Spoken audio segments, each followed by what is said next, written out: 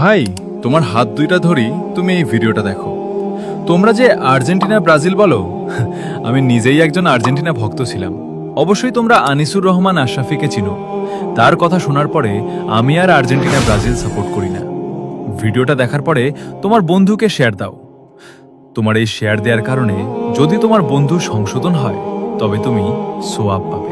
Brazil, Argentina কোন মুসলমানের বাচ্চা যদি তার কাছে প্রিয় হয়, এটা আল্লাহর কসম আমি বললাম, তোর ইমানের সমস্যা, তোর ইমানের সমস্যা, তোর ইমানের সমস্যা, তোর মুসলমানিত্বের সমস্যা। মনে রেখো যুবক, মুসলমানের বাচ্চা যদি হও, একটা ছেলেও যদি বুঝো, বেটকাইও না, ছাগলে বেটকায়, নাফরমান বেটকাইও না, অসভ্যের মতো বেটকাইও না। বেটকানের লেগে বলছি না, হাসার জন্য বলি নাই। বেটা, ব্রাজিলের খেলোয়াড় কি তোমার বাপ? ব্রাজিলের সমস্ত খেলোয়াড় বেঈমান। বেঈমান কিনা?